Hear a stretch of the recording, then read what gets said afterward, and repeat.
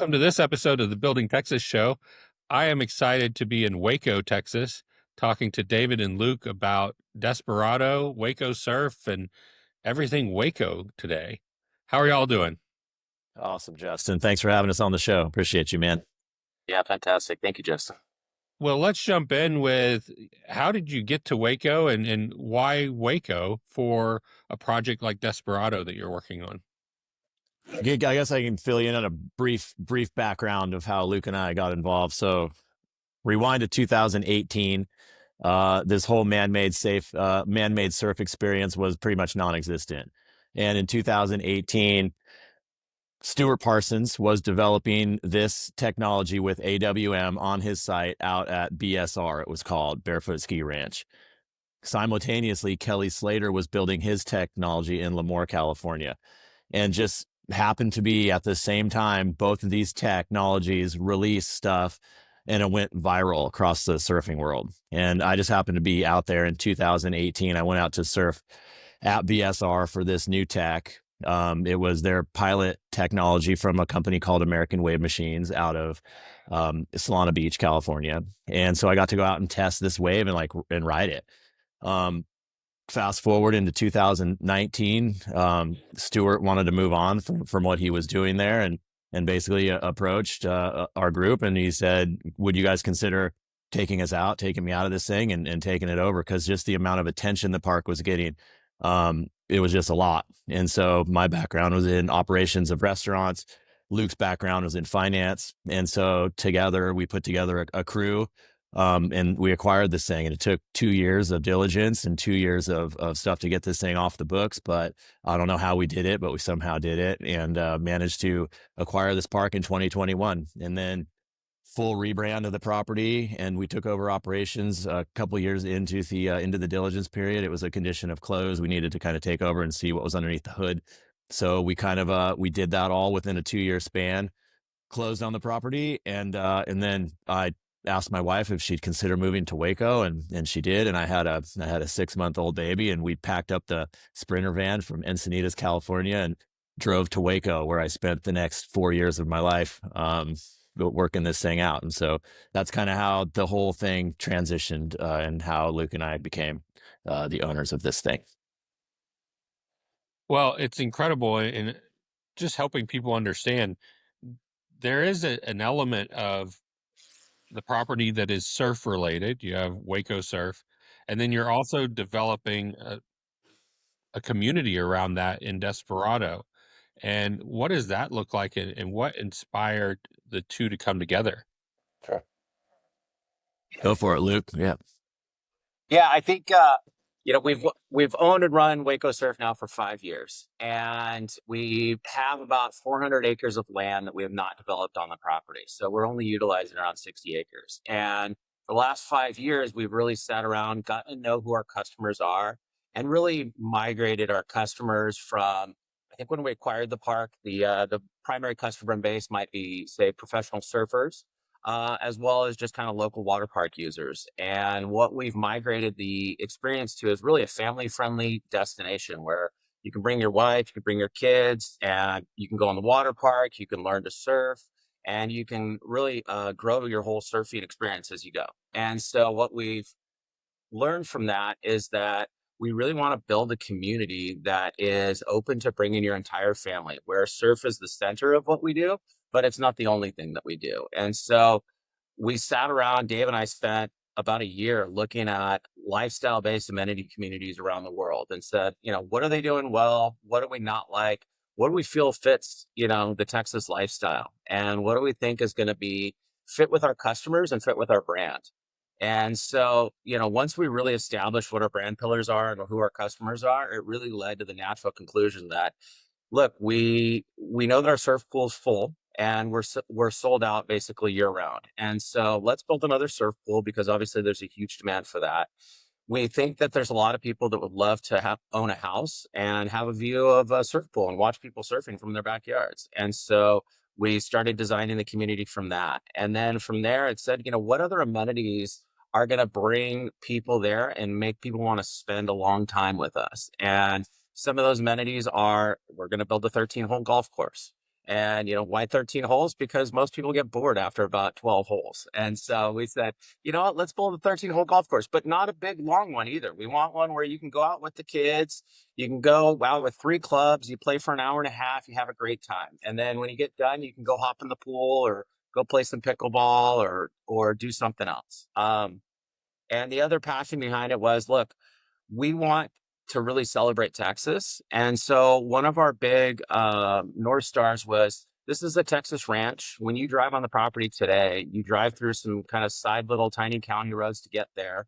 And then you enter on a dirt road and you're kind of transported into this magical little Texas ranch. And so we've said from the get-go that we don't want to lose that. We actually want to celebrate that. And so we're working with the city and the county, and when we build this whole thing out, there won't be a single paved asphalt road anywhere on the property. And that's really important to us. We want you to feel like you're on a Texas ranch for the rest of this existence. And so we're going to be doing lots of roads like that. We'll be adding in a hot springs resort as well.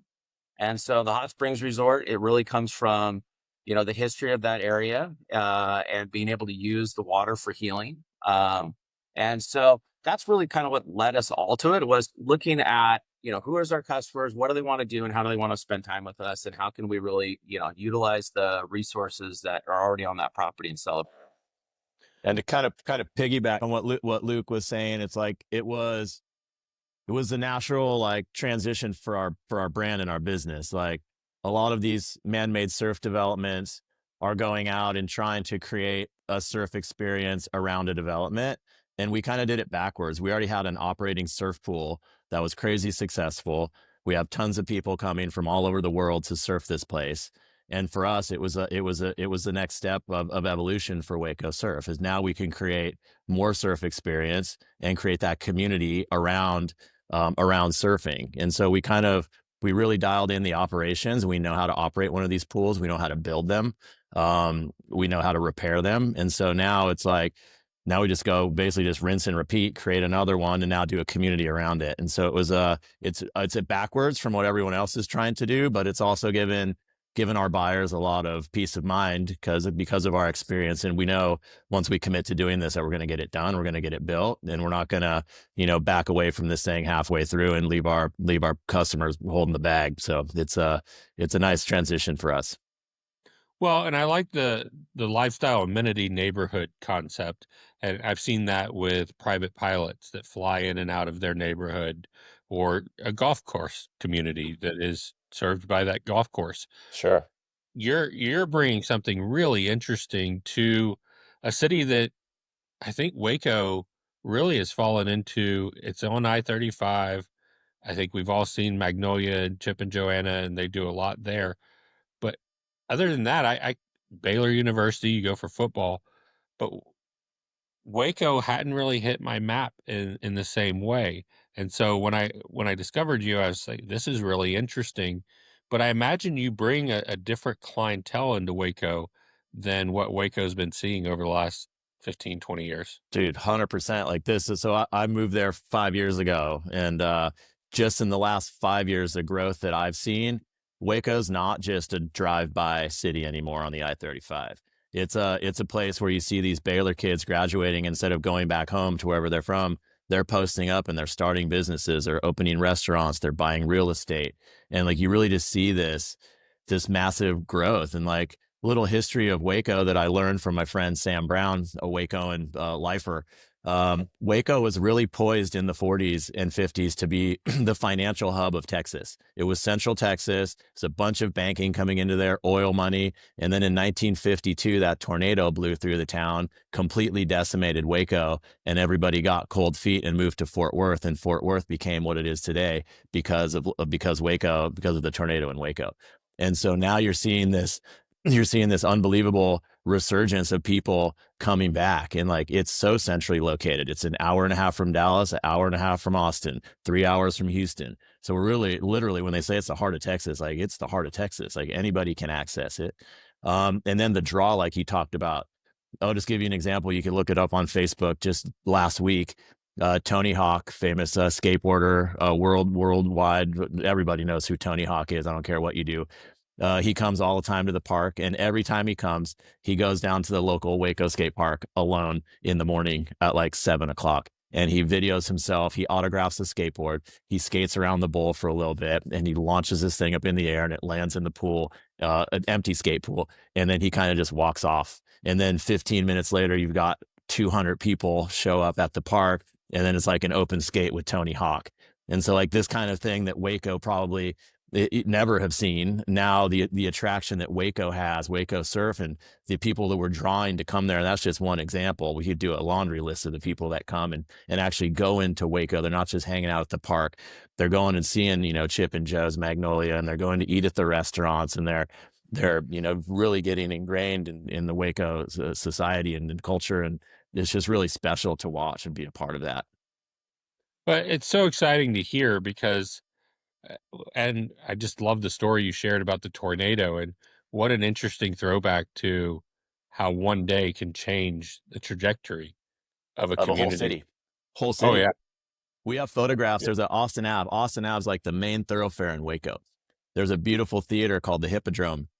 And back in the day, I mean, there's stories of like big acts like Frank Sinatra, Dean Martin, like on their way through the country, they would kind of roll through there because there was a lot of money in Waco at the time, and they would perform at the Hippodrome. And it's like, it was such a, Luke and I have these old black and white photos of Austin Ave. It is like, it's vibrant. It looks like Broadway in New York. Like everyone's out, everyone's cruising around, and you just felt like this unbelievable energy happening. And yeah, it's unfortunate how an act of God or something like that can really change the course of a whole city. But it did.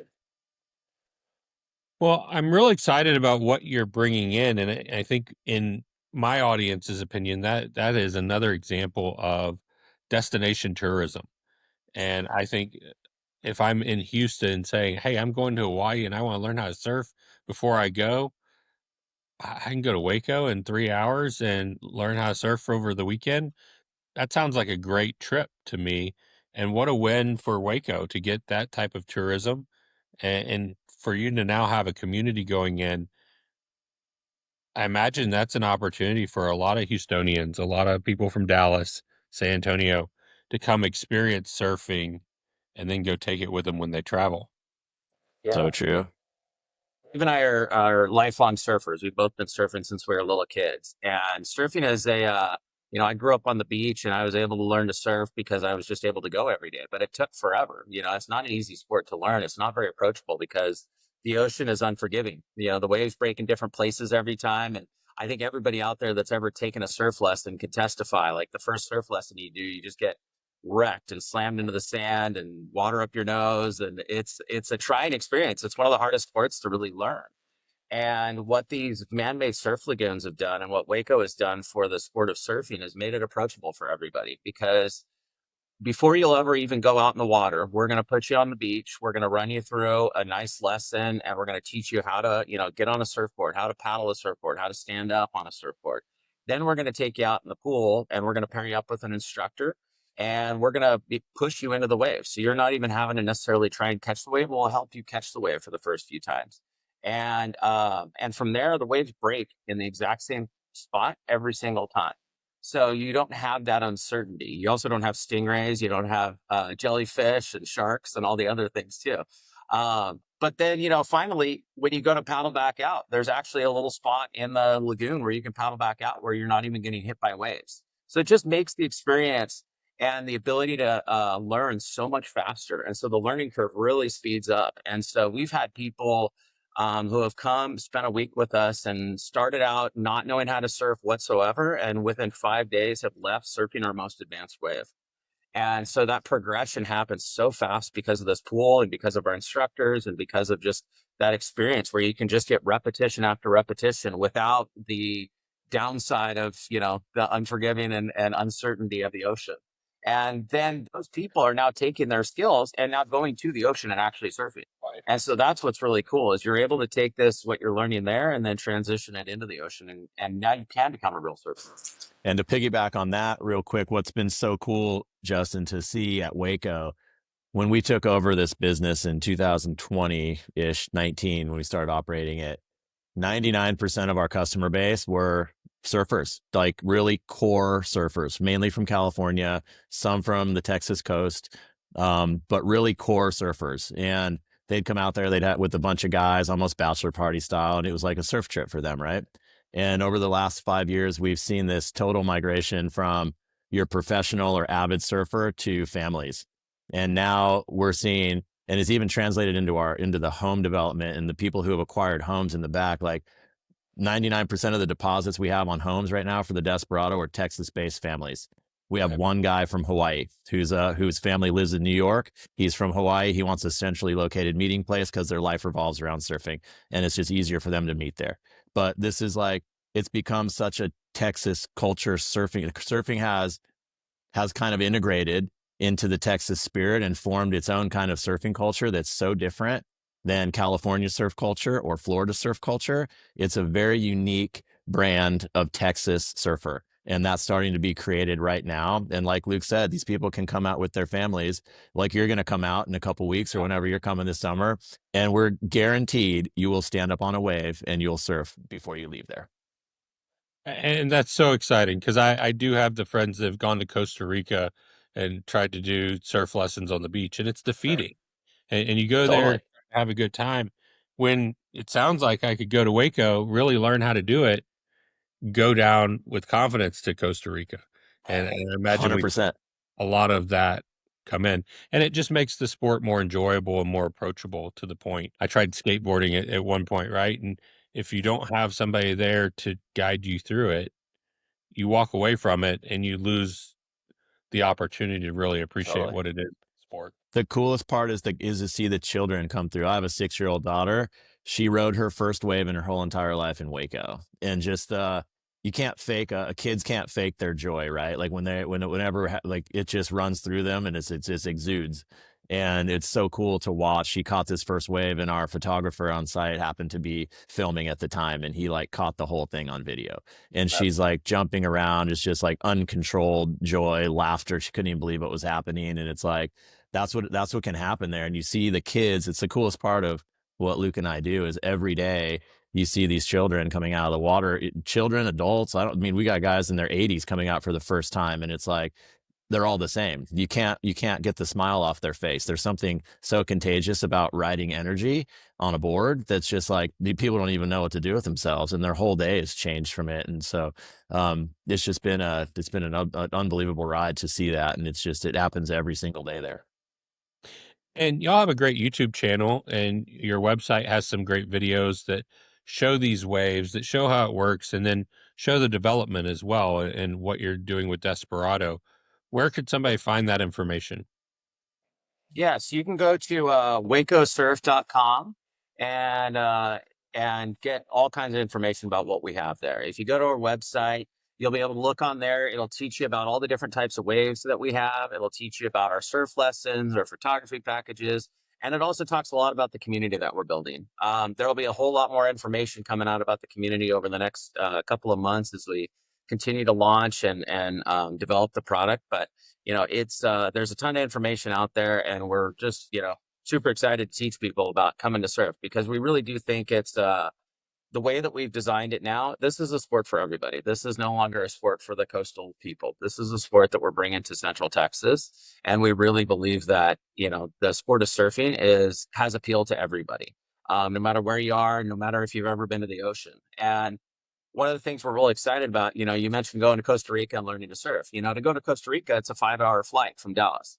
And then you still got to transit in a car for a couple hours, and you're in a foreign country. If you come to Waco, you could come stay with us for 3-4 days, take your surf lessons, and go to our water park, go down our water slides, float in a lazy river, see our lemurs that we have living on the property, go fishing, catch some bass, and really make a nice little family vacation, an hour and a half from Dallas, or an hour and a half from Austin, or 3 hours from Houston. Incredible. And I want to just promote coming to Waco too, because you also have a known culture of great restaurants, great shopping. So there's something for everybody in the family while you're doing this surfing weekend in Central Texas.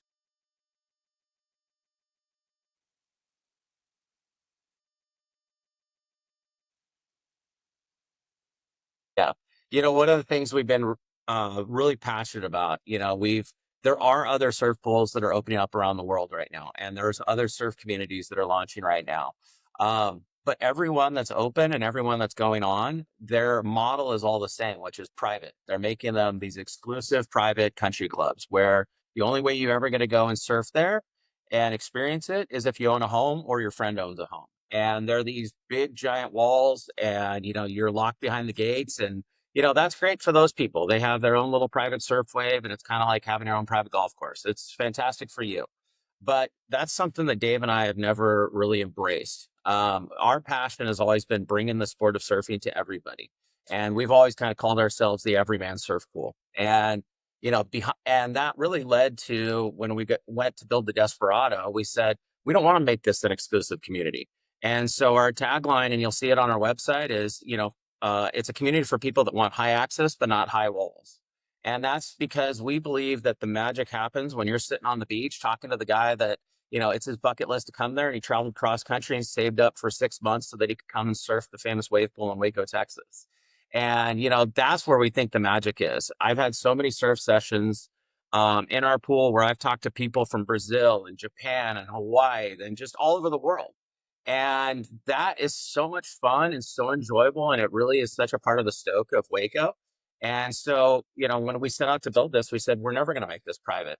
We're going to allow, our members and our homeowners they'll have certain hours that they'll get to use the pool so that they're always guaranteed to get access. But that's only going to be, about 30% of the time. The rest of the time it's going to be open to the general public. And we really feel that that's an asset to everybody, including the homeowners. The other thing it does for our homeowners too, though, is it turns those houses into an investment property, because now there's a guaranteed customer base of people that are going to want to come stay and experience living at the Desperado, and they can rent the house for a day, a week, a month, however long they want. And then that allows our homeowners to not have a vacation property sitting there unused and costing them money.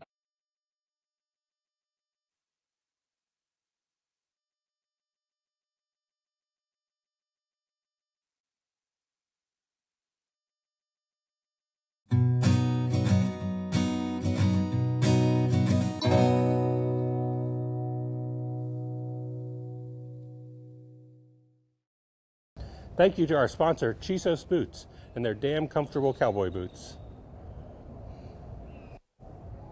Thank you for watching this episode of the Building Texas Show. Please like and subscribe on YouTube to follow along as we travel the state building Texas.